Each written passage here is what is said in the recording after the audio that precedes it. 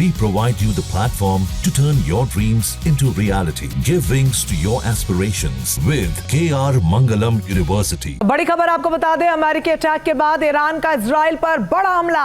Iran ने Israel पर ballistic missile दागी हैं। ये बड़ी जानकारी सामने आ रही है, जहां पर जिस तरीके से अमेरिका की एंट्री हुई उसके बाद ईरान ने भी अब पूरी तरीके से पलटवार शुरू कर दिया है। अमेरिकी अटैक के बाद ईरान का इजराइल पर अटैक देखने को मिला है। इजराइल पर बैलिस्टिक मिसाइल दागी हैं। तो अमेरिका ने फोर्डो को किस तरीके से फोड़ा, ये ग्राफिक्स के जरिए अब आपको बता देते हैं, क्योंकि चारों तरफ आग की ऊंची लपटें नजर आई थी। अब क्या क्या इस्तेमाल उसमें किया था? सबसे पहले 6 B-2 बॉम्बर से अटैक किया गया था। B-2 बॉम्बर्स जिनकी क्षमता जमीन के नीचे कई फीट गहरी जाकर ब्लास्ट करने की है, उसका इस्तेमाल किया गया था। इसके अलावा 12 बंकर बस्टर बम्स का हमला किया गया था। और आगे बढ़ेंगे और बताएंगे कि कितने फीट अंदर हमला हुआ था। 300 फीट अंदर हमला हुआ था और 180 टन बम गिराए गए थे। इसके अलावा अमेरिका ने किस तरीके से फाइटर जेट्स का इस हमले में इस्तेमाल किया, ये भी अब आपको बता देते हैं। सबसे पहले B-2 का इस्तेमाल किया गया, F-22A का किया गया और इसके अलावा F-35A का किया गया। आगे बढ़ेंगे और आपको बताएंगे कि करके F-35A फाइटर जेट का इस्तेमाल किया गया और इसके अलावा F-35I का भी इसमें इस्तेमाल किया गया है। किस तरीके से पूरी तबाही मची, हमले को लेकर क्या कुछ प्लानिंग रही, चर्चा को आगे बढ़ाएंगे। खास मेहमान हमारे साथ जुड़े हुए हैं, अनुज जी हमारे साथ हैं, वंदना जी भी हमारे साथ हैं। अनुज जी, सबसे पहले मैं आपका रुख करना चाहूंगी और आप ही से समझना चाहूंगी कि किस तरीके से B-2 बॉम्बर का जब इस्तेमाल हुआ। देखिए, जो फोर्डो परमाणु आप ठिकाना जो है अनुज जी, वो तकरीबन 250 फीट गहरा अंदर है।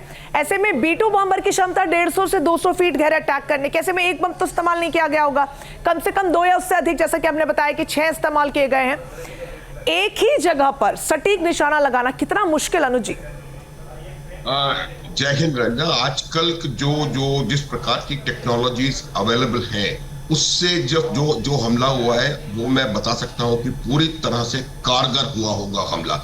1 मिनट मेरे को आप बताने का मौका दीजिए, क्योंकि अगर आप इसको एक लाइन में अमेरिका के स्ट्राइक को समअप करना चाहती हैं तो ये एक बहुत बड़ा मिलिट्री मास्टर क्लास स्ट्राइक है। देखिए, इसका पूरी प्लानिंग हुई है। इसकी प्लानिंग बिल्कुल चुपचाप शांति से हुई है, किसी को भनक नहीं लगी इसकी। जो तुलसी गबार्ड का स्टेटमेंट था, जो इन्होंने 15 दिन का टाइम दिया था, वो तमाम चीजें इससे कनेक्टेड थी।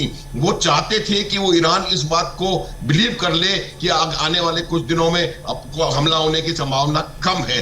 दूसरी बात, जिस प्रकार से डिएगो गार्सिया से B-2 उड़े, फिर उन्होंने गुआम की तरफ जाना शुरू किया और ईस्ट से मिड एयर रिफ्यूलिंग करके ईस्ट से हमला किया, वो एक बहुत जबरदस्त डिसेप्शन का प्लान था।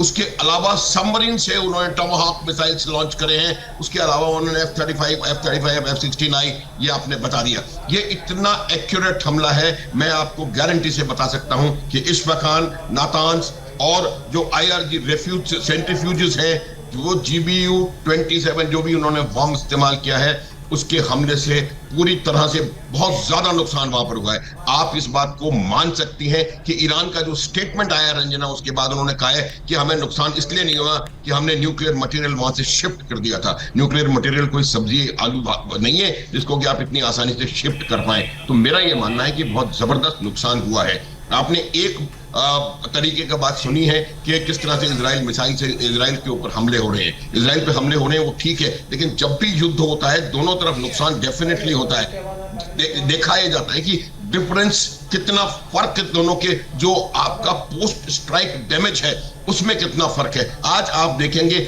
ईरान की पूरी मिलिट्री हायरार्की, 20 जनरल ऑफिसर्स को मार दिया गया है, 20-25 उनके न्यूक्लियर साइंटिस्ट खत्म कर दिए गए हैं। उनके अधिकतर न्यूक्लियर इंस्टॉलेशंस बिल्कुल अनयूजेबल हो गए हैं। पहले इजराइल ने हमले किए बहुत सारे न्यूक्लियर एस्टेब्लिशमेंट्स को, जिनको वो अपने हथियारों से टेक ऑन कर पाए। और उसके बाद एक सेकंड और प्लीज रंजना, एक सेकंड और, ये बताना चाहता हूं आपको कि हमले बहुत सफल रहे। और दूसरी बात ये है कि ईरान को अब कुछ ना कुछ इसका जवाब देने की कोशिश करनी पड़ेगी। ये हमको देखना है कि किस तरह से वो रिटेलिएट करते हैं। बिल्कुल अनुचित सटीक हमला जरूर किया गया है, लेकिन ईरान ने मान लिया कि फोर्डो पर हमला हुआ है, इसको स्वीकार किया, लेकिन वो ये कह रहा है कि जितना भी यूरेनियम था हम पहले ही शिफ्ट कर चुके हैं। और वो ये दावा कर रहा है कि किसी भी तरीके का रेडिएशन नहीं हुआ है। अब साउथ की तरफ से भी ये दावा किया गया, अरब की तरफ से, कि वहां रेडिएशन नहीं हुआ है। तो जो मकसद था क्या उसमें भी पास हो पाए हैं? आप देखिए, रेडियो जो यूरेनियम है वो एक चीज है। पहली बात तो मैं इस बात को पूरी तरह से मानने के लिए तैयार नहीं हूं। मैंने बताया आपको कि यूरेनियम को, एनरिच्ड यूरेनियम को इस प्रकार से शिफ्ट करना कोई मजाक नहीं है, ये उन्होंने कहा है। हो सकता है ये स्टेटमेंट सही हो सकता है, लेकिन मैं नहीं मानता हूं। मेरा मानना है कि ये स्टेटमेंट उनकी अपनी आवाम को बताने के लिए है, जबकि वो कुछ वहां कर नहीं पाए। दूसरी बात होती है कि आप यूरेनियम एनरिच करके 60% तक आपने रखा हुआ है, वो जो सेंट्रीफ्यूजेस हैं, जो आपको उसका जो बॉम्ब बनाने के लिए जो आपको डेटोनेशन मैकेनिज्म चाहिए, उन पर स्ट्राइक हुआ है। वो कहीं ना कहीं इतना नुकसान उनको कर दिया गया है कि वो अब बहुत समय तक इसको बॉम्ब ग्रेड में कन्वर्ट करने में, रंजना, संभव नहीं होंगे। दूसरी बात जो मैं बता रहा हूं, हम बार बार कह रहे हैं कि ईरान के पास इतनी मिसाइल, ये मिसाइल, वो मिसाइल। इजराइल के जो हमले हो रहे हैं वो मिसाइल लॉन्चर्स पे हो रहे हैं।